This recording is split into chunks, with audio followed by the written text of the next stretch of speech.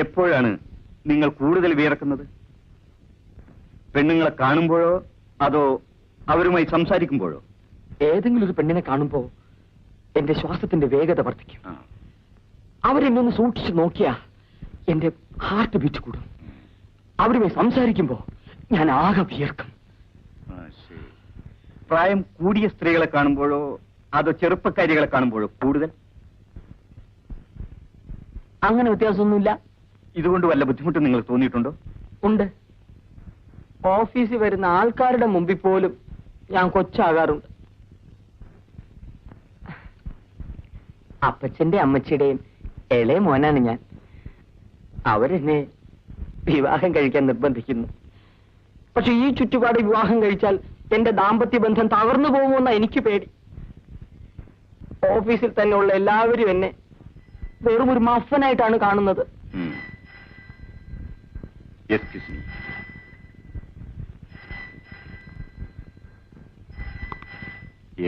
Doctor Fernandes here. ഡോബർമേനോ?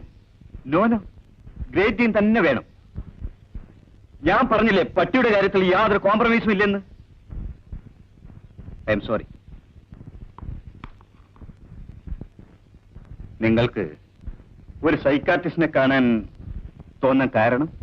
എന്റെ ഓഫീസിൽ ഒരു സ്നേഹിതനാണ് എന്നോട് പറഞ്ഞത്, ഡോക്ടർ എങ്ങനെയെങ്കിലും ഒരു രക്ഷിക്കണം, ഇല്ലെങ്കിൽ ഞാൻ ആത്മഹത്യ ചെയ്യേണ്ടി വരും. നിങ്ങൾ ധൃതി പിടിക്കാതിരിക്കൂ. ഇത് നിങ്ങൾക്ക് തന്നെ നിയന്ത്രിച്ച് മാറ്റാവുന്ന രോഗമാണ്. മേലിൽ ആരുമായും നിങ്ങൾ സീരിയസ് ആയി പെരുമാറുക. ഭയപ്പെടാതിരിക്കൂ. എന്നും രാവിലെ എഴുന്നേറ്റ് 5 മിനിറ്റ് മനസ്സൊന്ന് ഏകാഗ്രമാക്കിയിരിക്കാൻ ശ്രമിക്കുക. I mean concentration. ഒരാഴ്ച കഴിഞ്ഞ്, അതായത് 28-ാം തീയതി വൈകുന്നേരം 4 മണിക്ക് ഇവിടെ വരിക.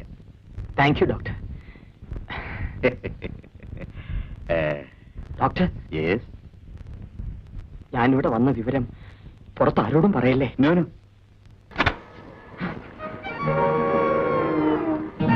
Doctor Fernandes, please come. It's okay.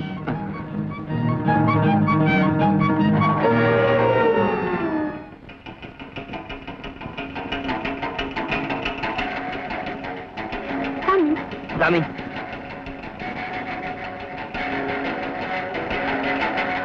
Sit down.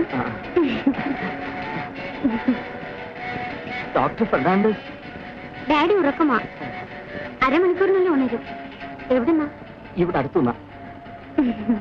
കുടിക്കാൻ എന്തെങ്കിലും? No thanks.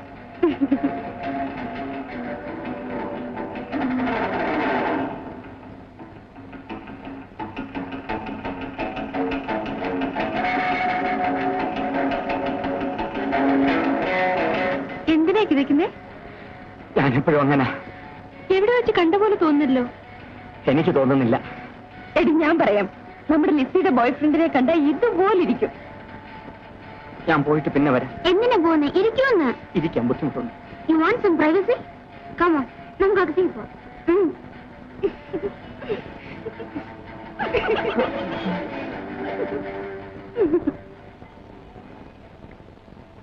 ഇരിക്കൂ.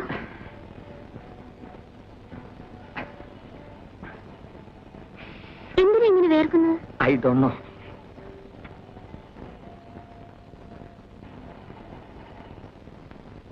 എന്താ തലവണിച്ചിരിക്കുന്നത്? ഞാൻ അങ്ങനെയാണ്. എന്നോട് സംസാരിക്കാൻ ഇഷ്ടമല്ലേ? അങ്ങനൊന്നുമില്ല. പിന്നെന്താ മിണ്ടാത്തത്? എന്ത് മിണ്ടാനാണ്? എന്റെ പേര് ചോദിച്ചൂടെ? ചോദിക്കാം. എന്നാ ചോദിക്കൂ. പേരെന്താണ്?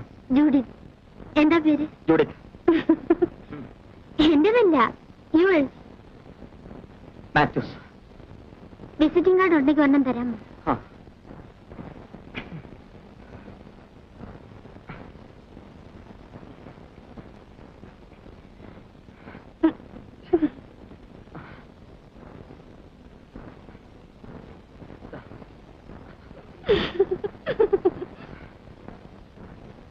ഞാൻ ഡാഡി ഉണർന്ന് നോക്കിട്ട് വരാം.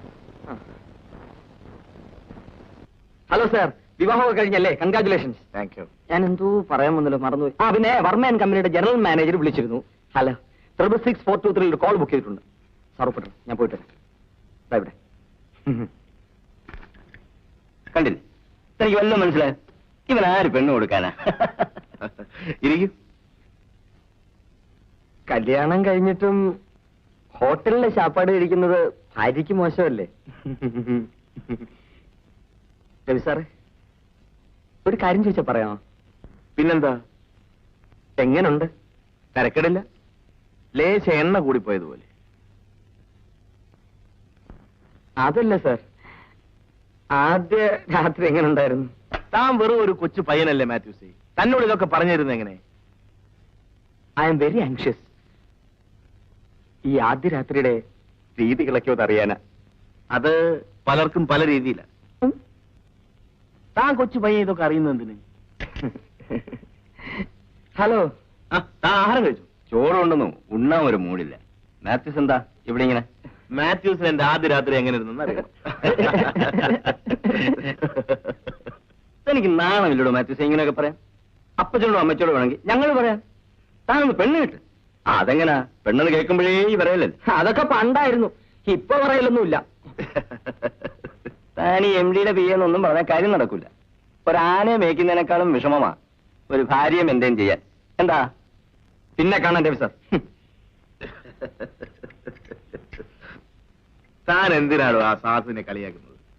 തനിക്കറിയില്ല, ഇങ്ങനെ കളിയാക്കിയാലേ അത് നന്നാവും. പിന്നെ ഞാൻ ഇവിടുത്തെ ടെലിഫോൺ ഓപ്പറേറ്റർ അന്നാമയോട് ചോദിച്ചെന്ന് കേട്ടു, ഭർത്താവിന്ന് പരിപൂർണ സുഖം കിട്ടുമോന്ന്. അവള് പൂര തെറിയും പറഞ്ഞു. ഞാൻ തമാശ പറഞ്ഞല്ല, പെണ്ണെന്ന് കേട്ട ഇയാൾക്ക് പേടിയോ പരിഭവോ ഒക്കെ. ഹലോ, എനിക്ക് മിസ്റ്റർ മാത്യൂസിനെ നേരിട്ട് കാണുന്നുണ്ട്. എന്തിനാ കാണുന്നേ? ആ, ഒരു ചെറിയ അത്യാവശ്യമാണ്. അത്യാവശ്യ കാര്യം ഫോണിൽ കൂടെ പറഞ്ഞാ പോരെ? I love you. Hello Mathews. അല്ല, വരണം, ഇരിക്കണം. No thanks. ഒരു കാര്യം പറയാനാണ് ഞാൻ വന്നത്, ആരും അത്ഭുതപ്പെട്ടത്. എന്റെ മാരേജ് ഇന്ന് കഴിഞ്ഞു. രജിസ്റ്റർഡ് മാരേജ് ആയതുകൊണ്ട് ആരെ അറിയിക്കാൻ സാധിച്ചില്ല. നാളെ വൈകിട്ട് 5 മണിക്ക് വുഡ്ലൻഡ്സ് റിസപ്ഷനാണ്, വരണം. പെണ്ണേതാ? അത് നാളെ പാർട്ടിക്ക് വരുമ്പോ കണ്ടാൽ മതി. മാത്യൂസിന് കല്യാണം കഴിക്കാനുള്ള ശേഷി ഉണ്ട്. എനിക്ക് ആരിവിടെ പെണ്ണ് തരികയില്ലെന്ന് സാർ ഇവിടെ ഒക്കെ പറഞ്ഞുകൊണ്ട് നടന്നല്ലോ. നാളെ കാണാം. സാർ എന്തായാലും വരണമേ. ആരാണാവോ ആ ഭാഗ്യദോഷിയായ പെൺകുട്ടി? കാത്തു നിന്ന് മുഷിഞ്ഞു അല്ലേ? സാരമില്ല. ഞാനൊരു കാര്യം പറയാനാ കാണണമെന്ന് പറഞ്ഞത്. എന്താ കാര്യം? പറയൂ.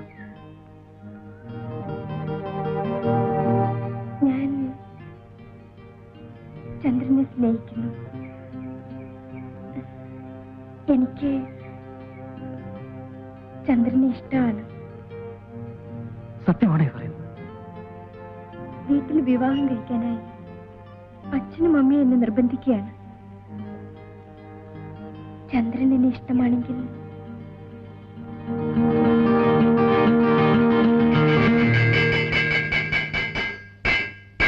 ഞാൻ താമസിച്ചോ? ബെല്ലടിച്ചിട്ട് നോട്ട്സ് എഴുതിയിരുന്നില്ല. എന്താ വല്ലാതെ വീർത്തിരിക്കുന്നത്? ഒന്നുമില്ല, വരൂ.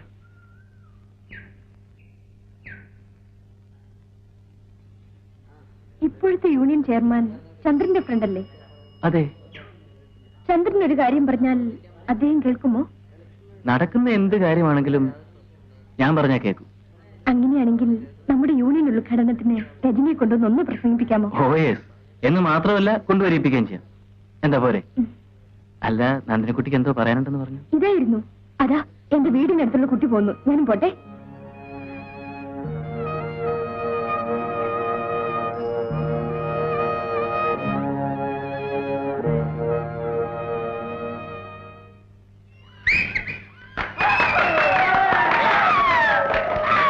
ഇന്നത്തെ നമ്മുടെ മുഖ്യാജി ശ്രീ രജനി വന്നെത്തിയിട്ടുണ്ട്.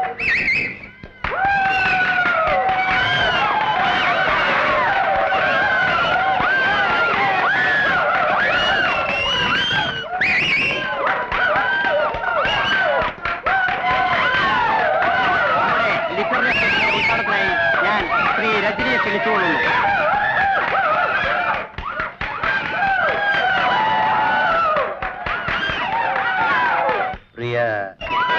രജനി പാടണം. എനിക്ക് പാടാൻ അറിയില്ല. അറിയാതെ ഞാൻ എങ്ങനെ പാടും?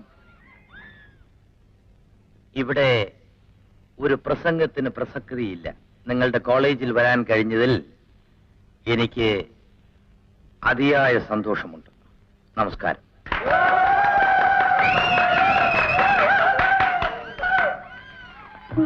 ഇതാണ് നന്ദിനിക്കുട്ടി, സാറിന്റെ ഏറ്റവും വലിയൊരു ആരാധികയാണ്.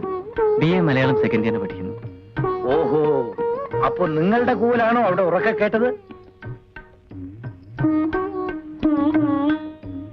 സാറിന്റെ എല്ലാ കൃതികളും നന്ദിനിക്കുട്ടി വായിച്ചിട്ടുണ്ട്. നന്ദിനി കാരണം ഞാനും ചിലതൊക്കെ വായിച്ചു. ഓഹോ, അങ്ങനെയാണോ? ഈ ഓട്ടോഗ്രാഫിൽ എന്തെങ്കിലും എന്താണ് എഴുതേണ്ടത്? എന്തെങ്കിലും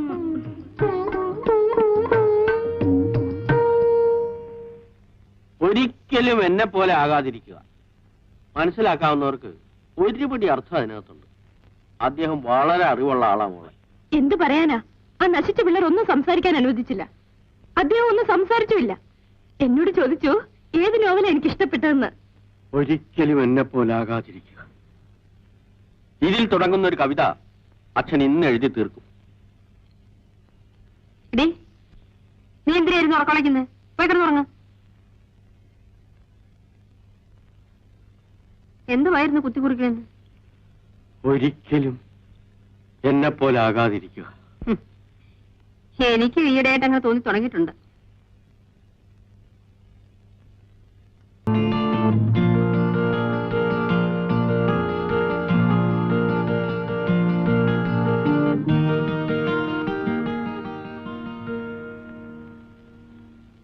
നന്ദിനിക്കുട്ടി, പ്രസംഗത്തിന് 1ാം സമ്മാനം കിട്ടിയ നന്ദിനിക്കുട്ടിയെ പറ്റി ഞാൻ ഡാഡിയോട് പറഞ്ഞിട്ടില്ലേ? ഹലോ, തോമസ് ആണോ? ടിക്കറ്റിന്റെ കാര്യം എന്തായി? ഏർപ്പാട് ചെയ്തോ? ആ, ശരിയാക്കാം. ഓക്കെ. നന്ദിനിക്കുട്ടി ഇരിക്കും.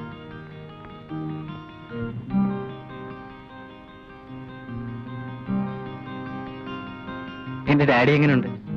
ഈ വീട്ടിൽ എന്നോട് ഏറ്റവും കൂടുതൽ സംസാരിക്കുന്നത് ഡാഡിയാണ്. എങ്ങനെ ഇരിക്കും? ഇതിനുള്ള ബോറടി ഒന്ന് കുറഞ്ഞു കിട്ടാനാണ് ഞാൻ കോളേജിൽ വരുന്നത്. ചന്ദ്രന് അമ്മയില്ലേ? ഞാൻ അമ്മയെ കണ്ടിട്ടില്ല. എന്നെ പ്രസവിച്ചോടെ അമ്മ മരിച്ചു.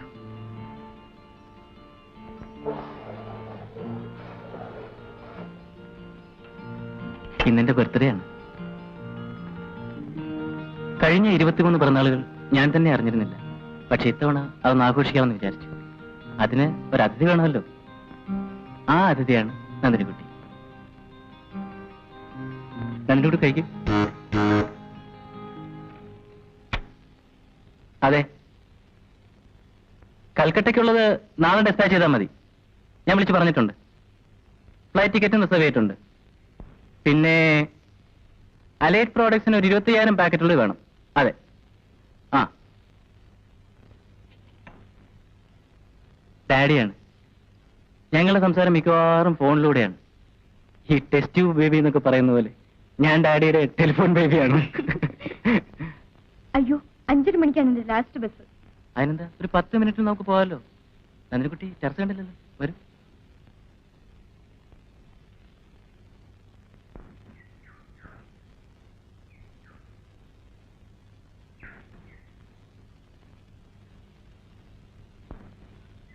നന്ദിനിക്കുട്ടിയോട് ഒരു കാര്യം പറയണമെന്ന് ഞാൻ കുറച്ചു നാളായി വിചാരിക്കുന്നു. ഇപ്പോൾ പറയുന്നുണ്ട് തെറ്റില്ലാന്ന് തോന്നുന്നു.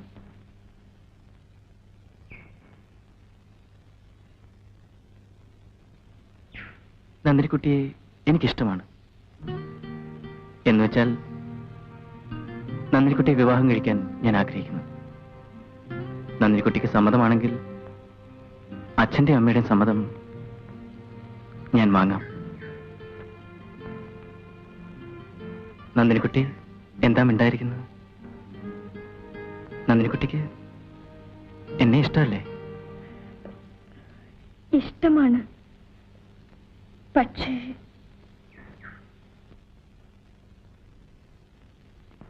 നന്ദിനിക്കുട്ടിയെ കണ്ട നാൾ മുതൽ എന്റെ മനസ്സിൽ സൂക്ഷിക്കുന്ന ഒരു ആഗ്രഹമാണിത്.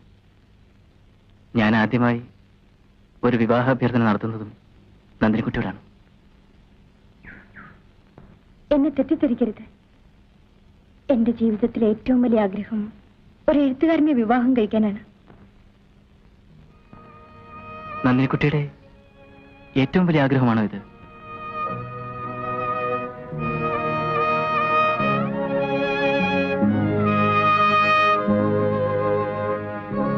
എങ്കിൽ ഞാൻ പറഞ്ഞ വാക്കുകൾ തിരിച്ചെടുക്കുന്നു. നന്ദിനിക്കുട്ടിയുടെ ഈ വലിയ ആഗ്രഹത്തെ മറികടക്കാൻ ഞാൻ ഇഷ്ടപ്പെടുന്നില്ല. ഓ, 10 മിനിറ്റ് കഴിഞ്ഞു. തിരിച്ചു പോണ്ടേ? വരൂ.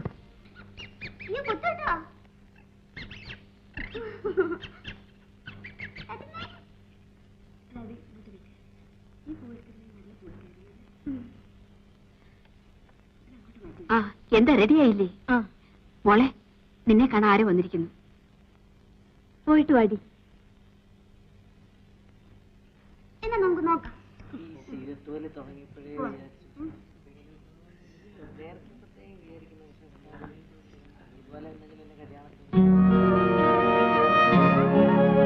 എന്നെ ആരും കല്യാണത്തിന് വിളിച്ചില്ല. ഞാൻ അറിഞ്ഞു വന്നതാണ്. രാവിലെ 11 മണിക്കുള്ള ഫ്ലൈറ്റിൽ ഞാൻ ബോംബെക്ക് പോവുകയാണ്. നന്ദിനിയെ കണ്ട് ആശംസകൾ അറിയിക്കാനാണ് വന്നത്. All the best.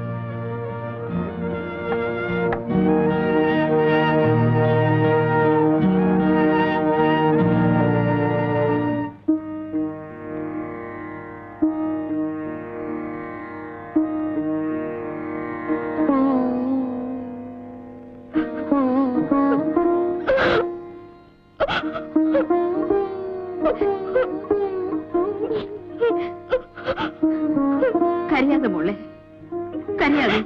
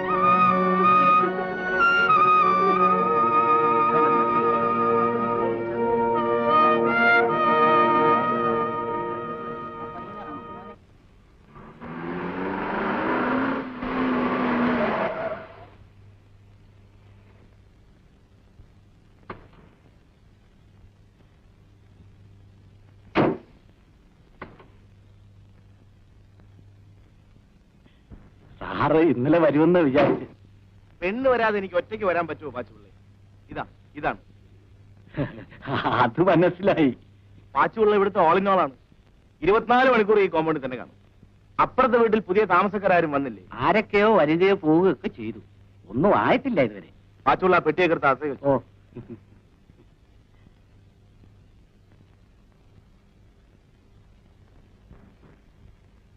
ഇല്ല. അയ്യോ, ചേട്ടത്തി ഒരു കാര്യം പ്രത്യേകം പറഞ്ഞു ഏൽപ്പിച്ചിരുന്നു. നന്ദിനിക്കുട്ടി ആദ്യം ഏത് കാലം അകത്ത് വെച്ചത്? അയ്യോ, എനിക്ക് ഓർമ്മയില്ല. ആദ്യമായി വീട്ടിൽ കയറുമ്പോ വലതുകാലം വെച്ച് കയറണമെന്നാ നിയമം. നമുക്ക് ഒന്നുകൂടി കയറി സംശയം തീർത്താലോ? പാച്ചുള്ളേ, അറിയാതെ ആദ്യം ഇടതുകാലം വെച്ച് കയറിയാൽ കുഴപ്പമൊന്നുമില്ലല്ലോ. അതൊക്കെ ഓരോ ആചാരമാണ് സാർ. എല്ലാത്തിലും പ്രധാനം മനപ്പൊരുത്തമാണ്.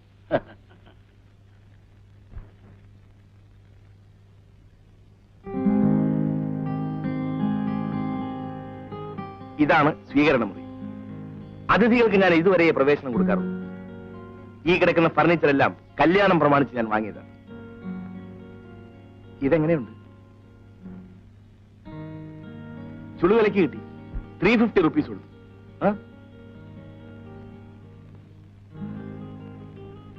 ഈ സെറ്റിന് എത്ര രൂപയായിട്ടുണ്ടെന്നാ നന്ദിനിക്കുട്ടിയുടെ വിചാരം? വില അല്പം കൂടിപ്പോയി. 2000 റുപ്പീസ് കൊടുത്തു.